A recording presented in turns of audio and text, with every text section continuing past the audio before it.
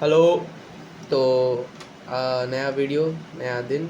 बहुत लंबा इंतज़ार हुआ वीडियो बनाने के लिए, क्योंकि हाफ ईयरली चल रहा है। पहला एग्ज़ाम था अपना अंग्रेजी इंग्लिश का, तो वीडियो नहीं बना रहा था क्योंकि अभी फ़िलहाल वो जेई की प्रिपरेशन में थोड़ी सी ब्रेक है, क्योंकि मैं सिलेबस तो कंप्लीट किया नहीं उस स्कूल का, तो ये करना पड़ता है। फिर मैंने सोचा कि क्या ही सिलेबस कंप्लीट करने का वीडियो बनाऊँ, वो भी स्कूल का। और एग्ज़ाम्स आ गए तो मैं बता देता हूँ एक्सपीरियंस। फर्स्ट डे बहुत ही तगड़ा वाला एक्सपीरियंस था, क्योंकि देखो, इंग्लिश इंग्लिश होता है, क्या बोले। मैं आईसीएसई से पढ़ा हूँ, तो वहाँ पे जो इंग्लिश है वो अच्छी लेवल की होती है।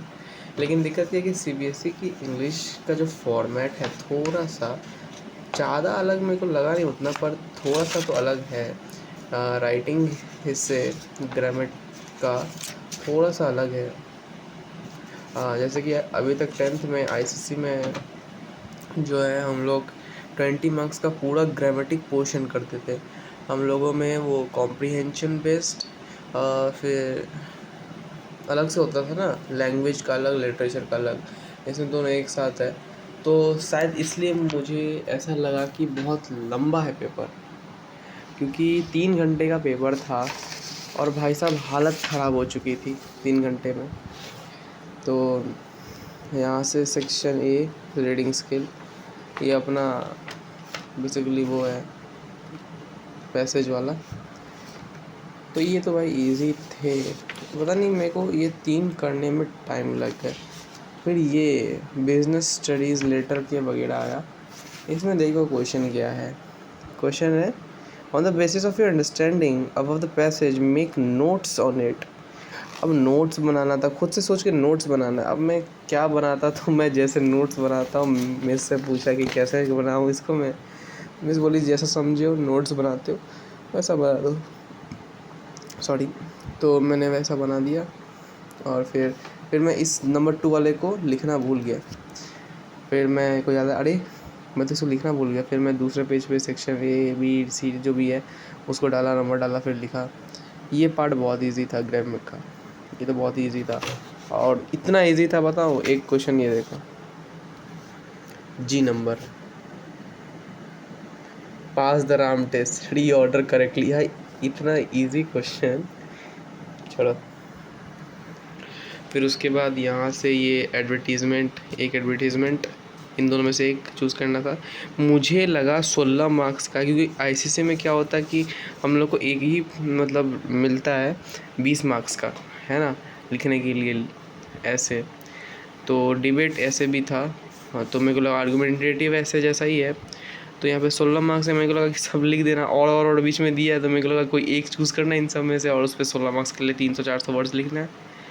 अब बाद में मुझे पता चला कि 5 नंबर दिया है। ये देखा ही नहीं, देख रहे हो कैसे इसमें एक साथ दिया है। मैं तो 8 देखा ही नहीं था, ना 8 देखा ना 5 देखा।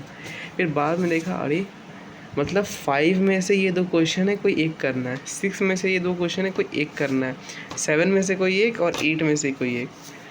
फिर मेरा हालत ख़राब होना चालू हो गया। तो मैंने क्या किया, इसमें से ये ऊपर वाला एडवर्टीज़मेंट किया, 6 में से ये ऊपर वाला एडवर्टीज़मेंट किया, फिर इन दोनों को छोड़ दिया। एक पेज पूरा छोड़ दिया, एक पेज पूरा छोड़ दिया, क्योंकि हम लोग को 150 से 200 वर्ड्स लिखने थे। तो अब 150 मतलब एक पेज हो ही जाएगा।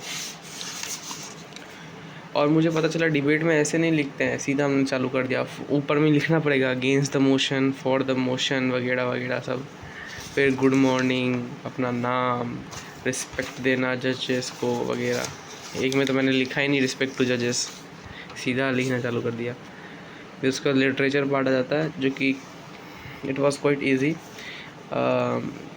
यहाँ तक तो सब ठीक था, ये सब ठीक था एक्चुअली, इसमें कोई प्रॉब्लम नहीं थी। प्रॉब्लम, दिक्कत क्या चल रही पता है, टाइम ही बहुत लग गया। आदत छूट गई ना, बोर्ड्स के बाद आदत छूट गई। 8 महीने के बाद भाई साहब ऐसा एग्ज़ाम दिया है लंबा वाला। ये अब दिक्कत चालू होती है यहाँ से 12 नंबर से। लास्ट के 45 मिनट्स बचे हैं, मेरा ये पूरा बाकी है पीछे तक, ठीक है, जो कि लंबे क्वेश्चन है। और जो 2 डिबेट जो हमने चुना था, यहाँ से आ गया। ये वाला 2 डिबेट, इसमें से लास्ट के 2 डिबेट बाकी थे, वो लिखना था मेरे को 150 वर्ड्स का एक पेज। और डिबेट भाई थोड़ा सोचने में भी टाइम लगेगा कि हाँ ये पॉइंट्स लिखना है, ये पॉइंट्स लिखना है, तो हालत ख़राब हो गई। तो 45 मिनट बचा था उसमें मैंने ये कंप्लीट किया 40-50 वर्ड्स में। भाई बोलने के लिए 40-50 वर्ड्स है, लेकिन तुमको आधे पेज से ज़्यादा लिखना है। मिस बोले कि ऐसा नहीं है कि तुम बड़ा लिख दोगे तो मार्क्स मिलेगा। मेरे को पता है ऐसा नहीं होता, लेकिन इंग्लिश से कुछ टेक्निक्स हमने आईसीसी में ऐसे सीखे थे कि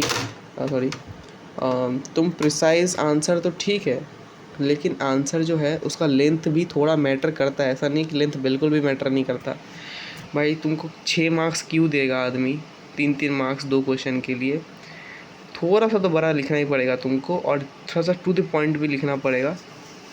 अब तुमको आता है वैसा ट्रिक तो सही है, हमने तो ये सीखा है आईसीसी में। तो यहाँ पे 4 क्वेश्चंस थे 12 नंबर में, जैसे 2 करना था, ये 13 नंबर में 1 करना था। अब क्या हुआ, अब यहाँ सुनो, 15 मिनट में मैंने वो 2 क्वेश्चन निपटाए। अब मेरे पास पता है कितना, आधे घंटे बचे, 30 minutes, not also 30 minutes, 25 minutes approx कुछ थे। ये पूरा बाकी है, और पीछे का 2 डिबेट। भाई साहब मैंने जो स्पीड बढ़ाई, मेरे को लग रहा था मेरे अंदर लाइट याग्रामी की आत्मा घुस गई है डेथ नोट लिखते टाइम।